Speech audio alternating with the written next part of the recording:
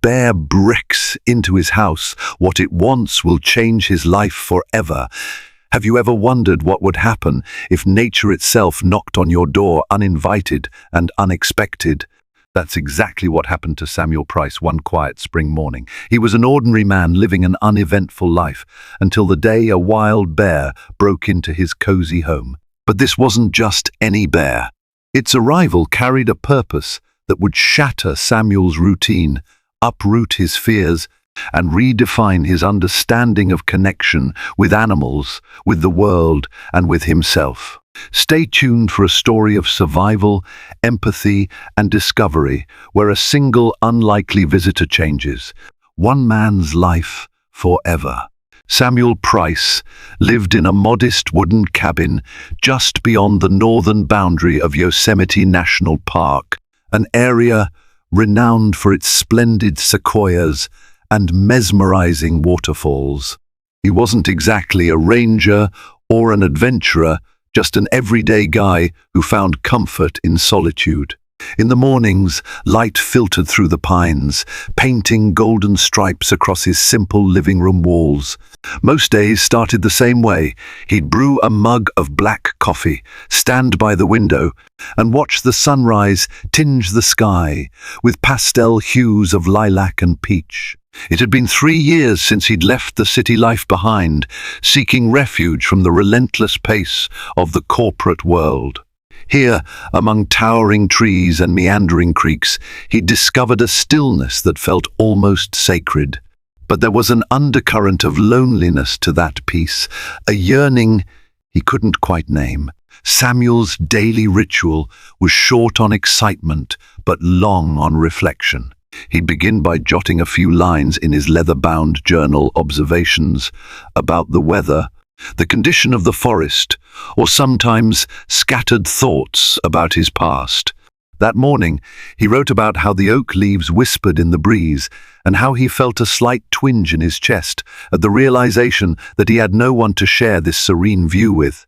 Little did he know, a visitor was about to crash into his life, quite literally. He heard a rustling outside his window, then an abrupt thud. Living near Yosemite, he'd grown accustomed to the occasional deer or raccoon rummaging around, but this sound had a different weight. A chill prickled across his skin. Curiosity pushed him to peer through the window, where he saw a massive shape lumbering around the side of the cabin. His heartbeat doubled. He was still piecing together what he'd seen, but the raw power of that presence had left no doubt. A bear, large, possibly hungry, definitely unexpected. Fear and excitement flooded his veins in equal measure. Bears were not uncommon in the region, yet in the years he'd lived here, Samuel had never experienced one so close, and certainly not in broad daylight. Usually, they kept their distance, content to forage among berry bushes or stray bits of food left behind by careless campers. But this one seemed determined, almost purposeful. The cabin, built from thick timber, was sturdy enough. Samuel reminded himself of that. The windows were small, the door had a robust lock. He reasoned he would be safe inside, at least for now. There was a pang of guilt, too. He remembered reading about how deforestation and human encroachment often left wildlife searching desperately for food. That gnawing guilt was tempered by a more immediate concern. What if the bear was truly desperate? Desperate bears could be unpredictable, and unpredictability posed real danger. He tried to calm himself, thinking logically. He grabbed his phone, intending to call the local rangers. But a dreaded realization settled in. Cell service was notoriously spotty here. Sure enough, a quick glance at his phone confirmed it no bars. A hint of panic flickered. Should he risk stepping out and driving to the ranger station a few miles away? The bear's formidable silhouette, strolling around the perimeter, was visible through the window. It sniffed at the side of the cabin as though searching for something, then lifted its muzzle to the breeze. Samuel eased himself away from the window, deciding that confronting the bear was out of the question. He retreated to the kitchen, scanning the room for potential deterrents. Bear Spray. He cursed under his breath, remembering that he'd used it up last summer for a practice demonstration and had not yet replaced it. Aside from that, his arsenal consisted of a sturdy broom and a set of kitchen knives. He realized that, ironically, the knives would be more dangerous to himself if he got too close to an agitated bear. He had no way of knowing just how determined this particular bear was until he heard the unmistakable scraping and thumping at the front door. The cabin door rattled in its frame as the bear, clearly undeterred by caution, pushed against it. There was a deep guttural sound, part growl, part heavy exhalation. Samuel's pulse thundered in his ears, and his breath felt uncomfortably shallow. A memory surged forth of his father, teaching him about wildlife respect during a family trip to Yellowstone. "Nature's bigger than you, Sam. Always be prepared."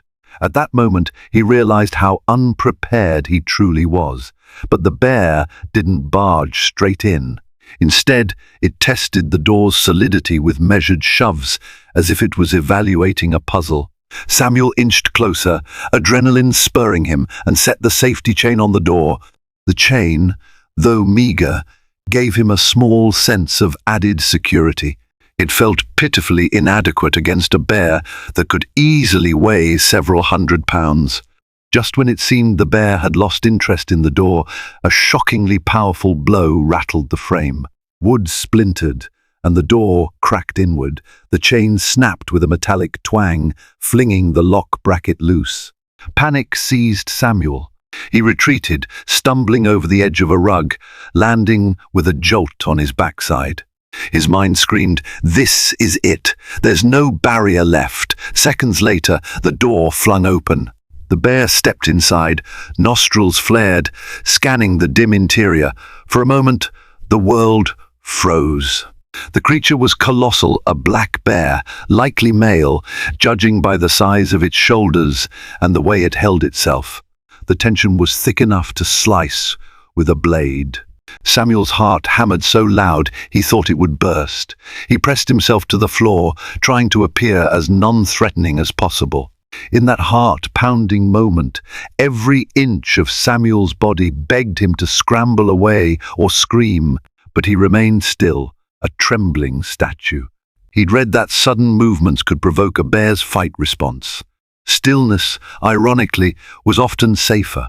The bear's deep eyes flickered around the cabin, capturing glimpses of the furniture, the faint scent of the previous night's dinner, and something else intangible, yet clearly compelling. Samuel's mind raced. Why was it here? This was far from typical behavior. Bears near Yosemite weren't known for brazenly charging into homes without a compelling reason. Was it starving, injured, or maybe drawn by the aroma of something inside? The bear's massive head swung his direction, and for a terrifying second, their eyes locked. In those gleaming depths, Samuel caught a glimpse of wild curiosity and an unsettling intelligence. Then the bear did something unexpected. It didn't lunge, didn't roar. Instead, it ambled forward in a slow, almost cautious gait, stopping a mere few feet from Samuel, who was still sprawled on the floor. The stench of damp fur and musk rolled off it in waves, so strong it made his eyes water. His survival instincts screamed at him to retreat, but a subtle shift in the bear's posture suggested it was neither aggressively hostile nor panicked. A small measure of courage gathered in Samuel's chest. Keeping his hands visible, he inched backward, still on the floor, striving to maintain a respectful distance. His body shook with adrenaline, but he forced himself to take a measured breath, hoping his own fear wouldn't escalate the situation. Then, the bear lowered its head, sniffing at the carpet, and let out a strange, low sound, almost like a distressed moan. The eerie moan caught Samuel off guard. There was hunger in it, but also something else, discomfort, maybe even pain. Each breath the bear took seemed labored. Its sides heaved, and a faint rasp sounded with each exhalation. Could it be injured? With careful slowness, Samuel rose to one knee, heart still hammering as he tried to piece together the clues. He noticed fresh scratches on the bear's side, the fur matted with a sticky substance that might have been blood. Dried streaks indicated it was at least a few hours old. It looked like the bear might have been in a fight. Perhaps it had crossed paths with another animal or had gotten into something sharp, barbed wire, maybe. The local rangers occasionally warned about illegal wire snares or fencing that poorly secured farmland. His fear didn't vanish, but it shifted. Compassion took root. This powerful creature was in trouble, and it had come here perhaps drawn by the smell of safety or human presence for help. The realization sounded preposterous, but the way the bear swayed and groaned spoke to a desperate need. Time slowed. Samuel's mind conjured every cautionary tale about feeding wild animals. But in this case, the situation was beyond conventional boundaries. He doubted the bear would simply walk away if he refused to help. Hesitantly, he shuffled toward the kitchen. He kept his eyes on the bear, and the bear followed his movements, turning its massive head. His plan, if it could be called that, was to find something to soothe the bear, maybe some scraps of food, water, anything that would keep it calm. The cabin's layout was simple. A single large room that served as living space, a tiny nook of a kitchen and a bedroom in the back. The bear stood in the living area, occupying nearly the entire space by its sheer presence. Samuel pressed his back to the kitchen counter, rummaging one-handed through a cabinet, his gaze never leaving the bear. He found a loaf of bread, some leftover grilled chicken wrapped in foil, and a half-empty jar of peanut butter. Not exactly a feast, but it might suffice to placate a hungry bear for a moment. Cautiously, he placed these items on the floor near the threshold between the living room and kitchen. The bear watched, sniffing the air, drawn to the scent of food. Then it took a step forward, a heavy, labored movement. Samuel's pulse pounded as the massive creature closed the distance. Slowly, it lowered its head and licked at the peanut butter jar. The quiet rasp of its tongue against glass felt surreal. Here was a wild beast, essentially standing in Samuel's home, snacking from his pantry. He retreated a few steps and observed no sudden moves. The bear's focus lingered on the food, but every so often it paused to glance at him, as though assessing whether he remained friend or foe. Samuel felt a bizarre sense of communion in that shared silence. The air was thick with tension, yes, but also with a kind of unspoken understanding. The bear wasn't here to rampage.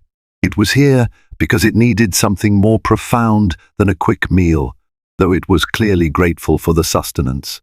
When the creature finished devouring the bread and chicken, it lapped at the jar of peanut butter until its snout was smeared with the sticky substance.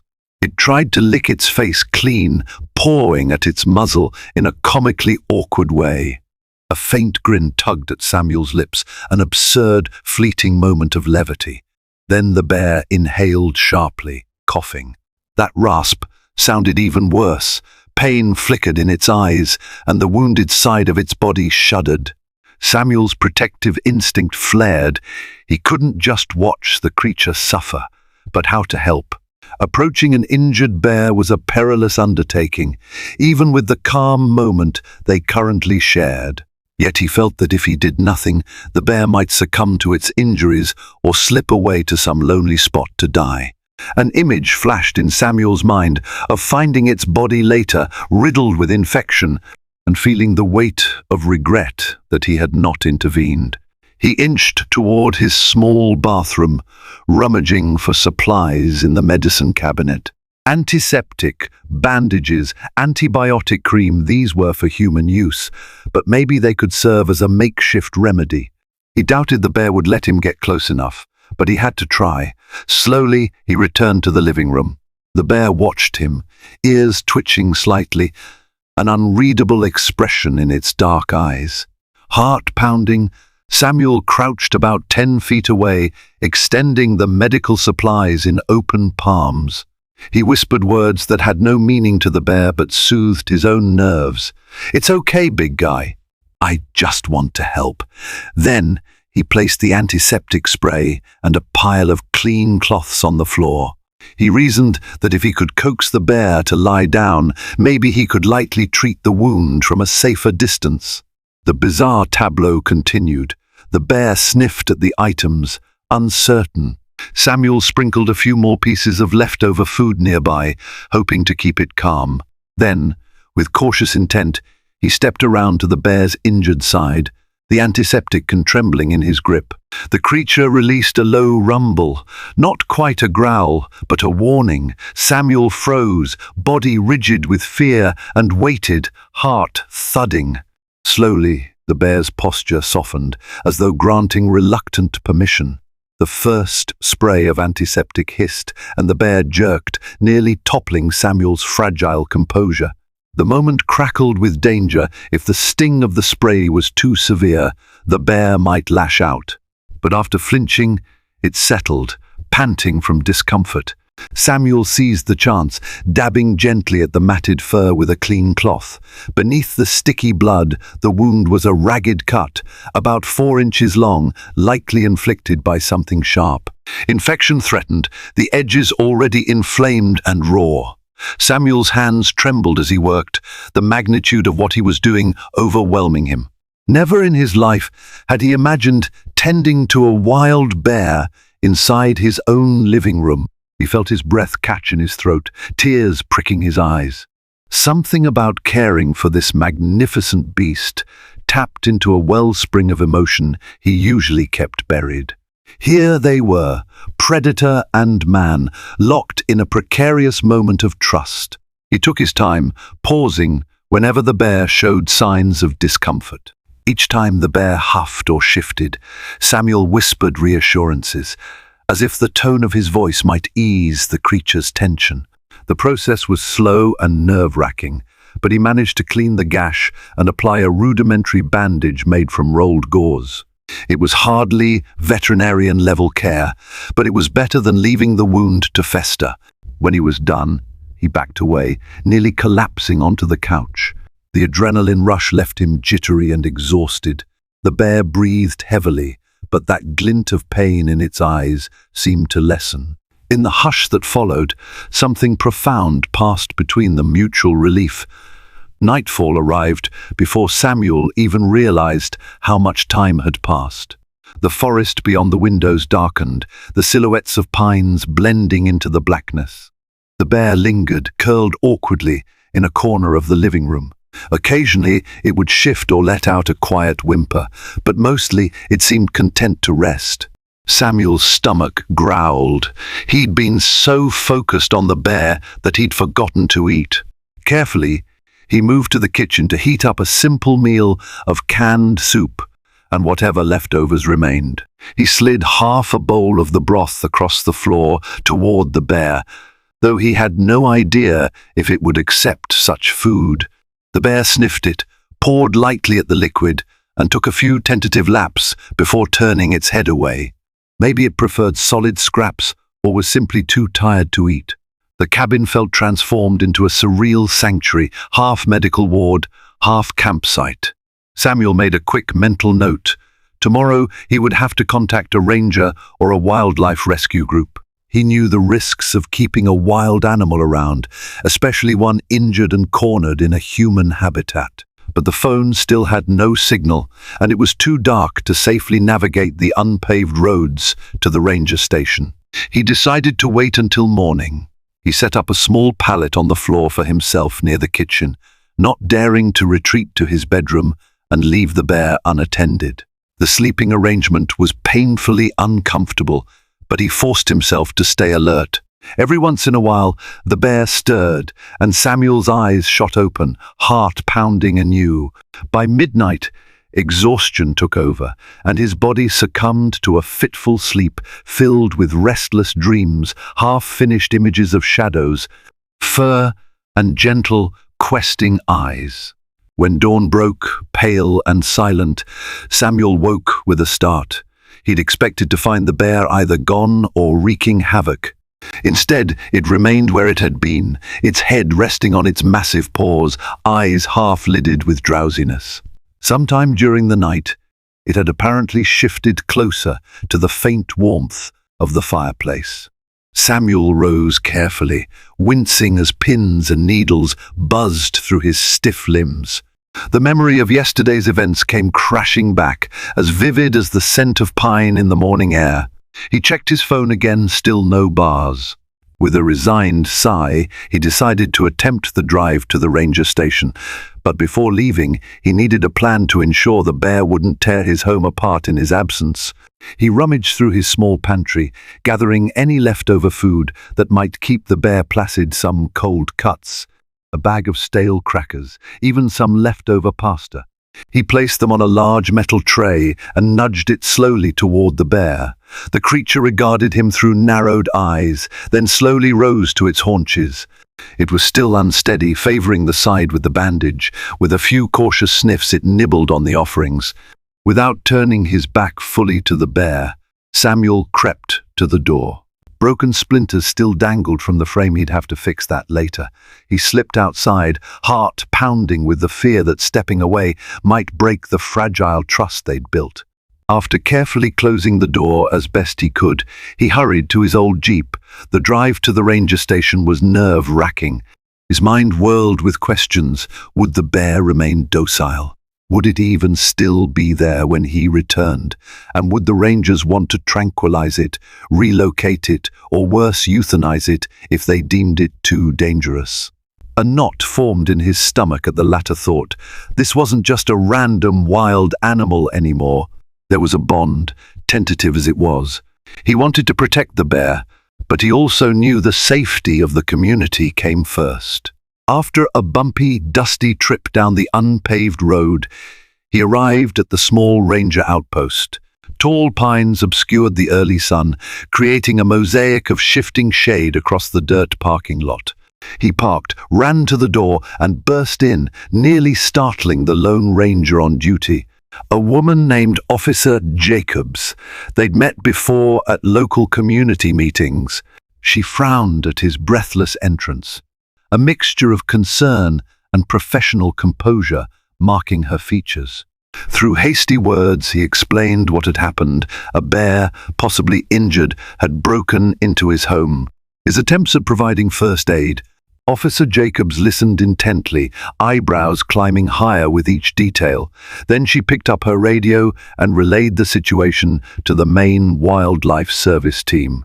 There was talk of sedation, transport, and possible veterinarian examination. While that comforted Samuel that the bear would receive medical attention, a pang of worry stabbed him. What if they decided it was too risky to let the bear roam free again?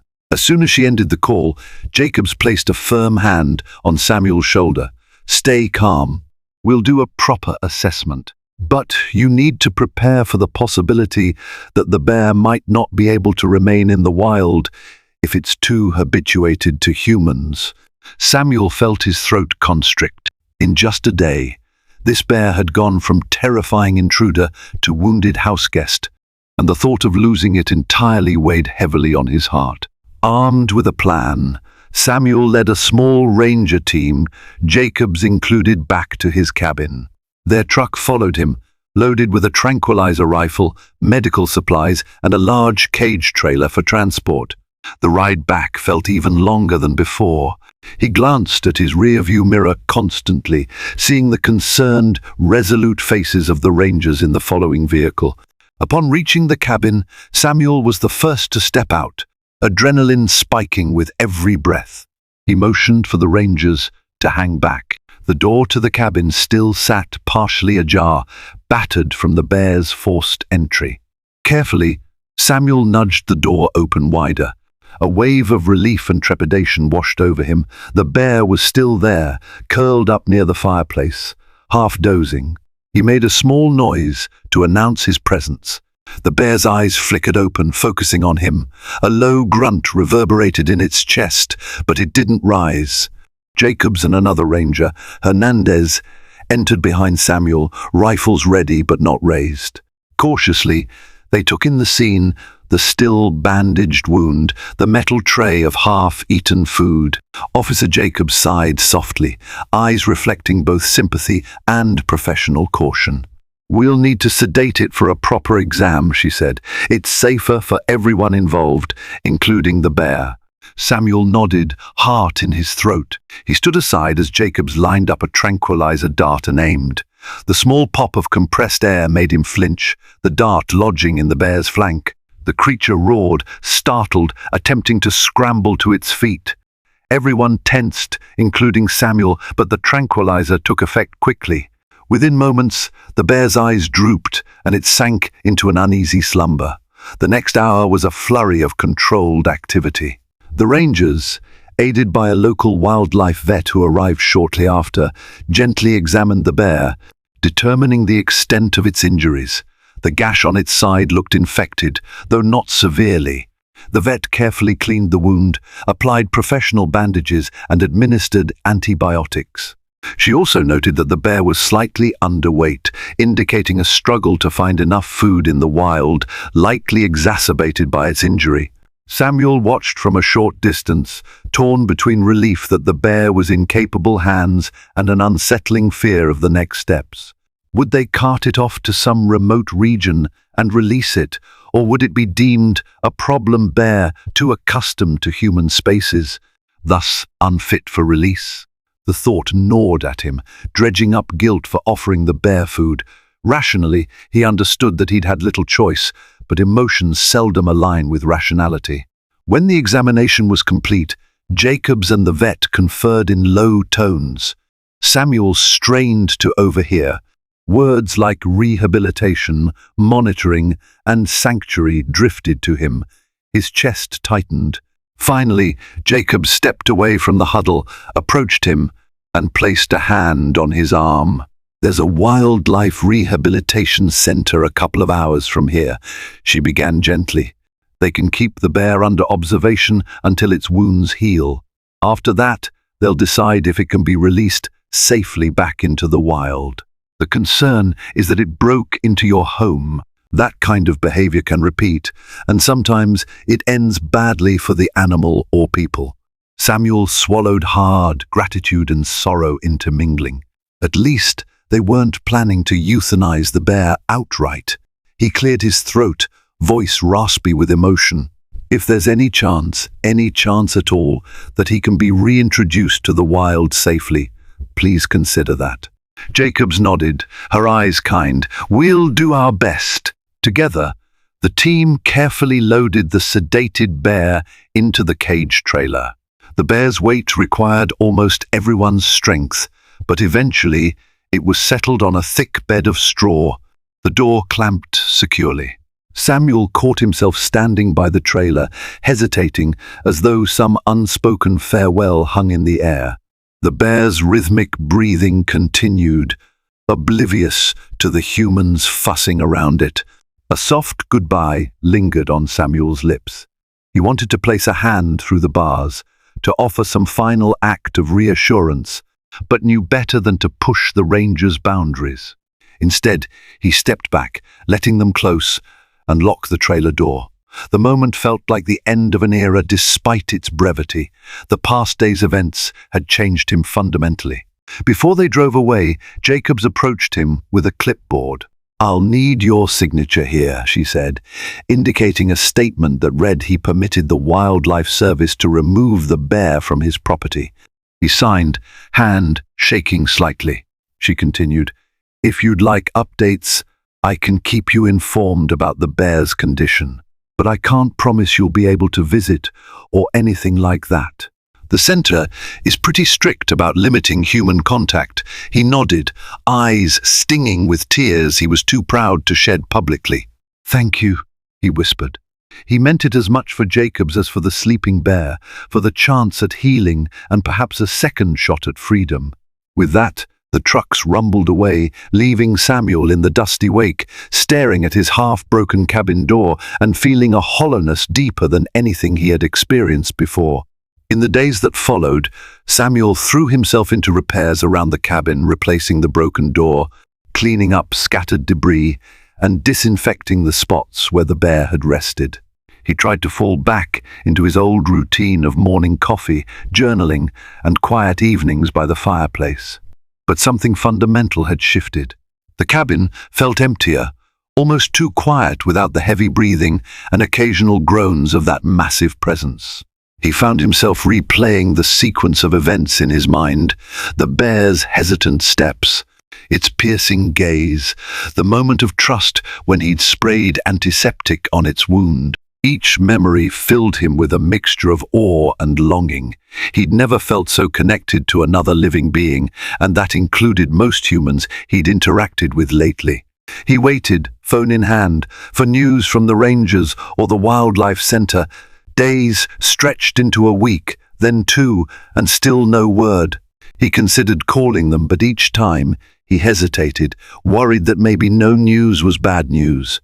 To fill the void, he explored the woods more often, taking long walks among the trees, scanning the undergrowth for any sign of bear tracks. It was a futile gesture. Of course, the rangers had taken the bear far away, but something in him hoped for a miracle, that he might catch a glimpse of a familiar black shape among the pines. Finally, nearly 3 weeks after the bear was taken away, his phone rang one afternoon. The number was unfamiliar, but the area code was local. His heart lurched as he answered, a part of him already anticipating the speaker on the other end. "Mr. Price, this is Dr. Catherine Morrison from the Highwood Wildlife Rehabilitation Center," came a kind but businesslike voice. Samuel's pulse raced. He sank into a chair, bracing himself. "How is he?" he asked, perhaps too eagerly, but he didn't care. It felt vital to know. There was a slight pause, followed by a gentle chuckle. "He's doing well, surprisingly well. The infection is under control, the wound is healing nicely, and his overall condition is improving. We still have him under observation, though, because he's displayed an unusual tolerance for human proximity." Samuel's eyes closed, relief washing over him. "That's great news," he whispered. "Yes," Dr. Morrison continued, "we're working on rewilding protocols. He's not showing any overt aggression, which is good, but he also isn't afraid of humans, which is less good for an animal that needs to avoid people. We're trying to minimize human contact and encourage natural foraging behavior. If all goes well, we can release him back into a remote area." The knot in Samuel's stomach loosened. "Thank you," he breathed. "I can't express how much it means to hear that. I thought you'd want an update," she said. "He should be ready for reintroduction in another month or two, assuming he continues to improve. If you'd like, I can keep you informed." He nodded, realizing she couldn't see the gesture. "Please do," he said, voice wavering. "And thank you again, Dr. Morrison." After that call, Samuel found a new sense of purpose. He resumed his daily life with renewed vigor, chopping firewood, fixing the fence around his property, and even taking on some freelance writing assignments he'd been neglecting. Yet, every so often, his mind drifted back to the bear, longing for updates. He checked his phone obsessively, half worried he might miss a crucial call. A month passed. Dr. Morrison called again, reporting continued progress. The bear officially labeled hashtag 283 in their records, but often referred to by staff as Oak was moving better, putting on weight, and learning to fish from a man-made stream pool. Samuel felt a surge of pride, as though the bear's success was somehow his own. Maybe it was, in part. She cautioned him, however, that Oak might never be fully rehabilitated if he became too comfortable around humans. Sometimes, such animals end up in sanctuaries if release is deemed too risky. Samuel bristled at the thought, but he also respected her expertise. He decided that any life, even in a sanctuary, was better than no life at all. Another 2 weeks crept by. The phone call that finally came was electric with possibility. "We're planning to release him," Dr. Morrison announced. "We've chosen a secluded spot deep in the national forest, far from campgrounds or residences. Based on his behavior, we believe he'll adapt if he isn't tempted by easy human food sources. Samuel's heartbeat thrummed. That's incredible. Would you like to be there? She asked softly. We don't usually allow it, but given your involvement and our current reading of his temperament, we might make an exception if you're interested. He almost laughed at how quickly he responded. Yes. Yes, I'd really like that. The release took place on a crisp autumn morning. The leaves of the aspens had turned a shimmering gold, and the air carried the faint scent of wood smoke. Samuel drove out to a remote clearing designated by the Rehabilitation Center, accompanied by Dr. Morrison and a couple of rangers, including Jacobs. A specialized wildlife transport truck carried Oak in a sturdy steel crate. When they arrived, the staff set up a safe perimeter. Samuel stood at the edge, tension twisting in his gut. The crate's door was rigged with a release mechanism that could be triggered from a distance. The plan was straightforward: open the crate, let Oak exit at his own pace, and then quietly observe from a safe vantage point. No fuss, no ceremony. But Samuel couldn't shake a sense of ceremony in his own heart. This was a milestone moment, a culmination of shared effort and fragile trust. As doctor, Morrison signaled to the technician. The metal door clanged open. A hush fell over the small group. For several long seconds, nothing happened. Then Oak's black muzzle appeared at the entrance. He stepped out gingerly, his coat gleaming and full. Gone was the emaciated, wounded creature that had stumbled into Samuel's living room. This was a rejuvenated black bear, eyes alive with alert intelligence, posture radiating strength. Samuel held his breath, feeling tears prick his eyes. Oak paused, sniffing the crisp air, scanning the landscape. The next moment stretched like a bowstring. Finally, Oak began to move, slowly at first, then quicker, venturing further into the meadow. A sense of awe and gratitude overwhelmed Samuel as he watched. Those gathered kept quiet, giving Oak the space to acclimate. With each step, the bear tested the ground as though rediscovering the wonder of wilderness. There was no hesitation, no glance backward. He trudged across the grass, heading toward a cluster of pines. This was his domain, untamed, vast and free. Once Oak was a good distance away, Dr. Morrison whispered, "All right, let's back away slowly. We need to leave before he's too aware of our presence." The group retreated to their vehicles, hearts pounding with a shared sense of triumph. Samuel lingered for a moment, catching one final glimpse of the bear's dark form melting into the tree line. On the drive home, he felt lighter than he had in years, as though a part of him had been out there in the wild, taking those first cautious steps back to freedom. The next day, he emailed Dr. Morrison a heartfelt thank you and quietly returned to his routines, though he knew now his life was anything but the same. Days passed, then weeks, quietly weaving into the tapestry of a forest life. Samuel carried out his chores with renewed zeal, feeling a deeper connection to the land. Sometimes, on quiet walks, he'd stand still, close his eyes, and listen for any distant rustle of undergrowth. He fantasized about crossing paths with Oak again under different circumstances, but he also realized that might never happen, and maybe that was good, a sign the bear had truly returned to its rightful home, away from humans. The change in Samuel didn't stop at the cabin. Over the weeks and months that followed, he found himself reaching out more to neighbors, to the community, to distant friends he'd grown apart from.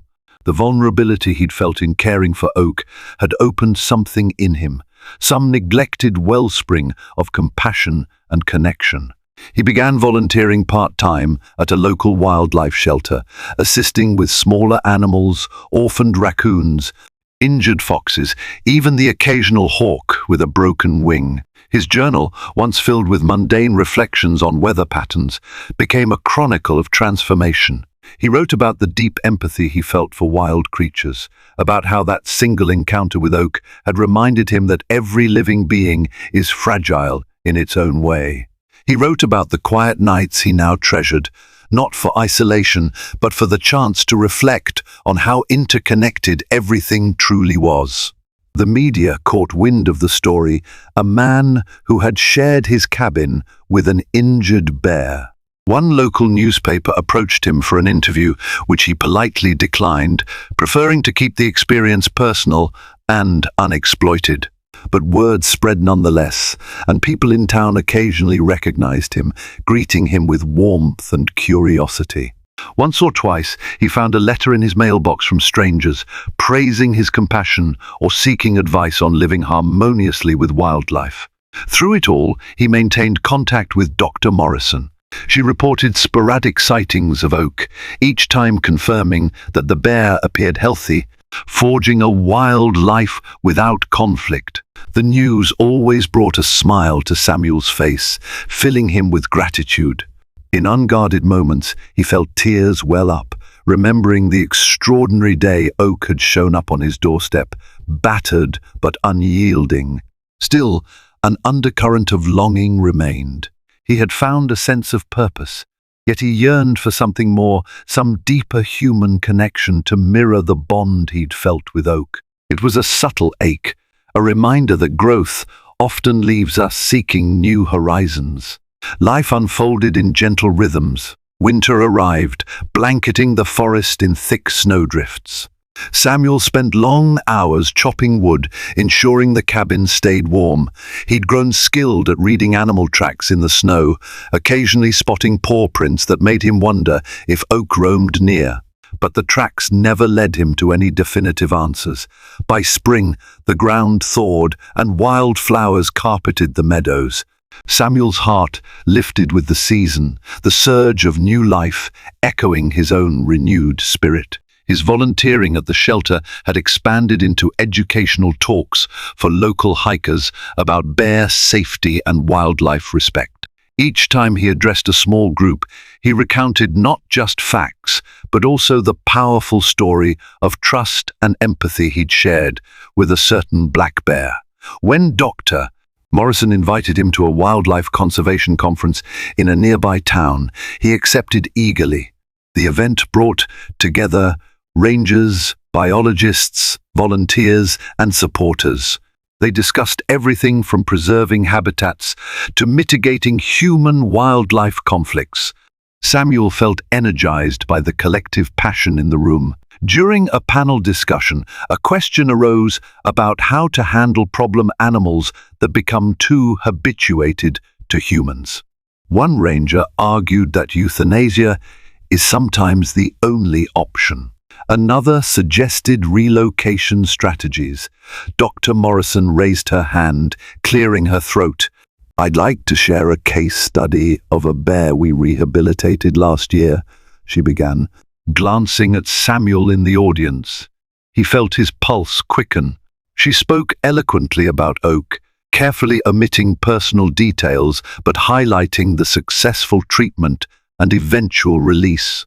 She ended with a poignant note on how one person's compassion had catalyzed the bear's survival and reintroduction. The audience erupted into applause. Samuel's cheeks burned with humility and pride, though he stayed silent. Later that day, as the conference activities wound down, Dr. Morrison found Samuel browsing a display of local nature photography. She gave him a genuine smile. "You know, you could have stood up and shared your perspective," she teased gently. "People would have loved to hear it firsthand." He shrugged, smiling shyly. "I'm not one for the spotlight. I'm just glad Oak's story can inspire better understanding." "Your story," she corrected softly. "Oak's and yours. They're intertwined." Her words resonated with him, echoing the sense of unity he'd felt that unforgettable day in his cabin. An idea sparked a thought about writing a short piece, maybe an article or a personal essay, to share the experience on his own terms. With Dr. Morrison's blessing, it might help people see wildlife in a more empathetic light. They parted ways, exchanging promises to keep in touch. That night, back at the cabin, Samuel stared at his journal, pen poised. Ideas tumbled out in an emotional surge, forming the rough beginnings of a manuscript. He didn't know if it would remain private or eventually see publication, but it felt necessary to put those feelings into words. He wrote about fear, about compassion, about how the line between the two blurred when he saw the bear's eyes, the same quiet plea for help one might see in a wounded friend. He described the rummaging around the kitchen, the softness of the bear's fur as he dabbed it with antiseptic, the moment when the bandage was finally applied. Each sentence carried him back to that raw, electric empathy. He found healing in the writing. Each word was a bridge, spanning the gap between his old self lonely, closed off, and the person he was becoming open-hearted, engaged with the world, and ready to face vulnerability. He wrote into the early hours of the morning, letting the hush of the forest outside lull him into a deep, dreamless sleep. The next day, he decided he needed a break from the cabin. He packed some food, water, and a camera, determined to spend the day hiking in one of the less traveled trails near Yosemite's outskirts. The forest greeted him like an old friend, tall pines whispering overhead, shafts of sunlight streaming through the canopy. As he hiked, memories of the past year swirled in his mind. The path was rugged, meandering over roots and rocks. He paused frequently, snapping photos of wild mushrooms, moss-covered logs, and the distant silhouette of mountains. Each pause felt like a meditation on the beauty of life he'd once taken for granted. Midway through the hike, he noticed fresh bear scat on the trail, dark, filled with berry seeds. His heart thudded with the thrill of possibility. It could be any bear, likely was just one of the many black bears in the region. But the thought lingered like a pleasant daydream. What if, by some cosmic synchronicity, Oak was nearby, thriving on his own terms? He decided to deviate from the main path, stepping softly through undergrowth that crackled beneath his boots. Slowing his breathing, he tried to move as quietly as possible, scanning for tracks. After a few minutes, he spotted a faint trail leading toward a shallow stream. The breeze carried the scent of damp earth, pine needles, and something else, bear musk, perhaps. His senses buzzed with heightened awareness. Cresting a small hill, he glimpsed the stream glimmering in the sunlight. About 100 yards away, a shape moved among the rocks. Through the branches, he could see the unmistakable outline of a black bear, fishing or foraging near the water's edge. His heart leapt into his throat. Was it Oak? The distance was too great to identify the bear's features, but a surge of hope rushed through him. He ducked behind a tree, fumbling for his camera. Crouching, he snapped several zoomed-in shots, though the trembling of his hands betrayed his excitement. The bear lifted its head momentarily, ears pricked. Samuel froze, heart pounding. In that moment, he realized how drastically his perspective had shifted over the past year. He felt no terror, only a respectful wariness and a deep sense of awe. The bear, apparently untroubled, returned to rummaging among the rocks. Samuel watched for a few more minutes, a quiet observer to a wild life. He could have tried to get closer, but he didn't. Something about that respectful distance felt right, allowing the bear its space, recognizing the boundary that existed for both their sakes. Eventually, the bear ambled into the dense forest, leaving Samuel alone with a heart full of gratitude. When he finally rose from his hiding spot, he felt weightless.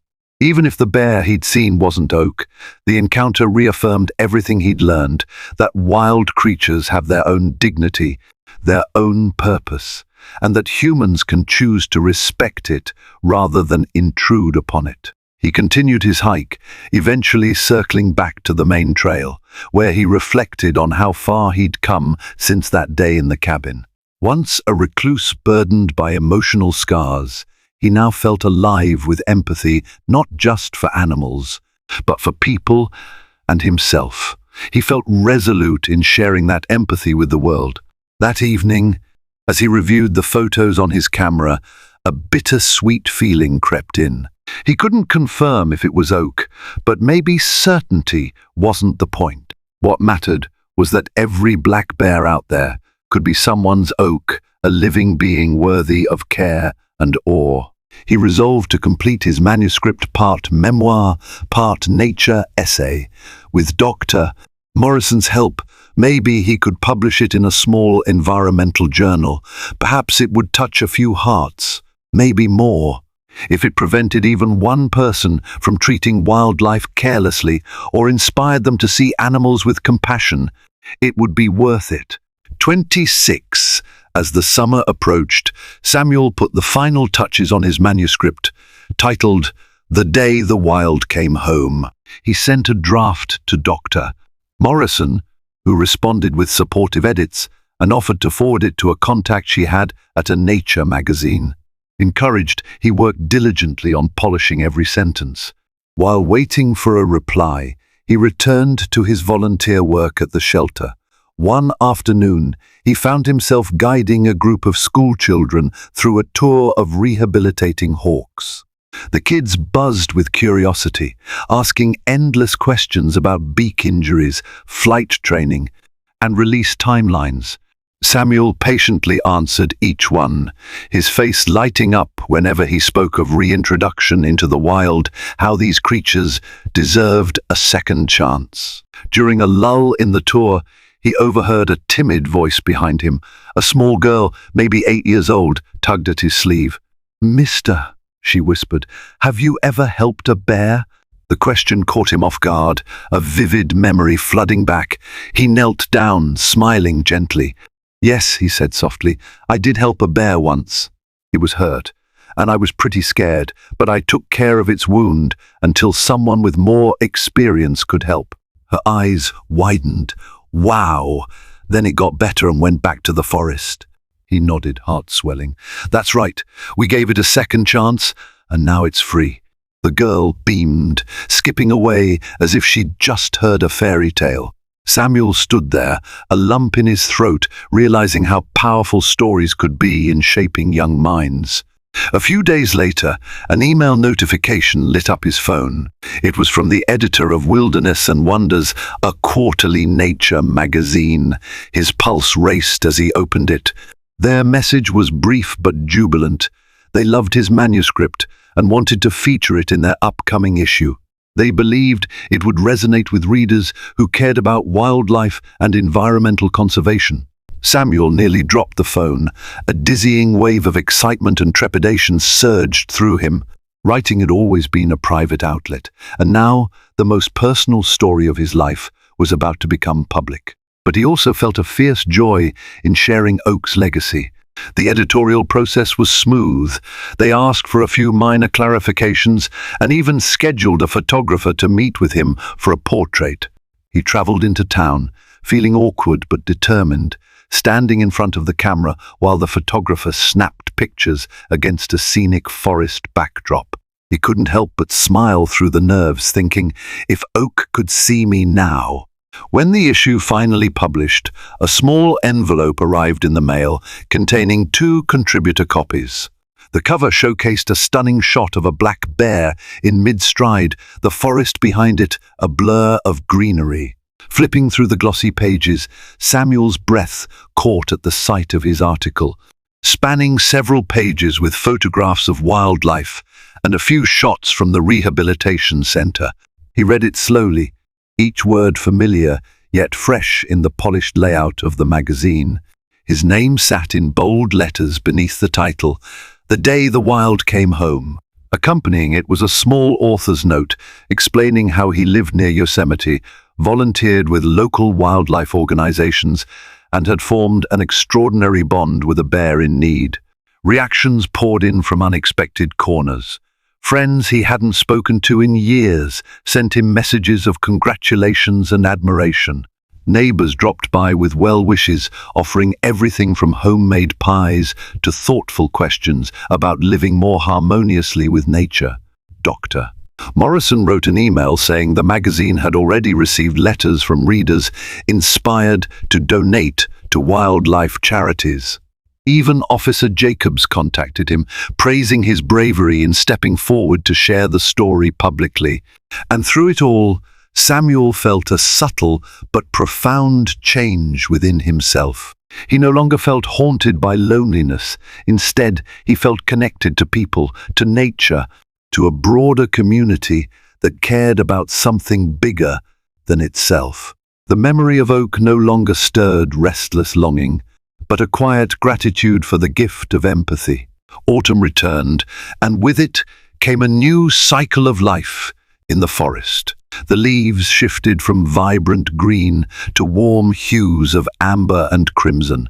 Samuel's cabin felt more alive than ever, filled with the bustle of visitors, friends, and acquaintances who wanted to see the place where the day the wild came home had actually happened. He welcomed them, offering cups of tea and sharing glimpses of the door Oak had broken through, now mended but still bearing faint scars in the wood. He also stayed active at the wildlife shelter, stepping into a mentorship role for new volunteers. The younger generation particularly seemed enthralled by his story, eager to understand how to coexist with large predators. He taught them about safe camping practices, the importance of securing trash and food, and how not to feed or approach wild animals unless in an emergency. But he also taught them the value of compassion, of seeing an animal not just as a threat or a curiosity, but as a living being, capable of pain and deserving of care. One late October afternoon, Samuel was tidying up at the shelter when Dr. Morrison's name flashed on his phone screen once more. His heartbeat quickened, mind leaping to Oak. It had been nearly a year since the bear's release. Was there news? "Hey, Dr. Morrison," he answered, trying to sound calm. "Samuel, I just got an interesting report," she said, her voice tinged with excitement. A hiker's wildlife camera near the southwest region of the park captured footage of a black bear with what appears to be a faint scar on its left flank, right where Oak was injured. Samuel's stomach fluttered. "That's incredible." "Yeah, it is. He looked healthy, rummaging for berries. Wanted you to know." A rush of relief and warmth flooded him. "Thank you," he whispered, voice cracking slightly. They ended the call with promises to stay in touch, both marveling at how well Oak had adapted. For the rest of the day, Samuel moved in a haze of contentment, heart buoyed by a success story that had once seemed so uncertain. On a crisp evening, with twilight fading into a star-dappled sky, Samuel found himself alone on his porch. The silhouette of tall pines stood against the lingering glow, and a gentle breeze rustled through their needles. He sipped a mug of warm chamomile tea, reflecting on the journey that had brought him here. His thoughts wandered to that first moment he heard the thud against the cabin wall, how fear had seized him. He remembered the resonance of the bear's low moan, the determination in its eyes, and the delicate balance of trust that formed when he approached it with medicine. That memory still stirred a fierce sense of wonder, but it was no longer tinged with dread.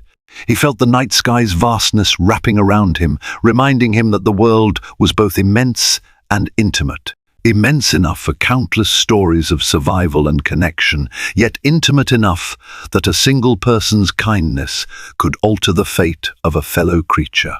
Rising from his chair, he walked into the clearing behind the cabin, where the moon cast silvery patterns on the ground. He stood there, listening to the symphony of crickets, the distant hoot of an owl, and maybe, just maybe, a bear lumbering far off in the forest. A sense of profound gratitude enveloped him, and he whispered into the night air a single phrase that carried echoes of joy, humility, and love. "Thank you. Thank you for taking this journey with me through Samuel's extraordinary encounter with a wounded bear, and how that single moment of trust, empathy, and courage altered the course of his life." This story reminds us that remarkable transformations often arise from unexpected challenges. Nature has a way of teaching us about resilience, connection, and our own capacity for compassion, if we're brave enough to listen. Now, I invite you to carry this message forward in your own life. If you found inspiration, solace, or simply a moment of wonder in this tale, please like, share, and subscribe. Each engagement helps spread these uplifting stories of hope and unity. By sharing, you become part of a broader community that believes in caring for our world and all the life within it. Thank you for watching. And remember, sometimes the wild truly can come home.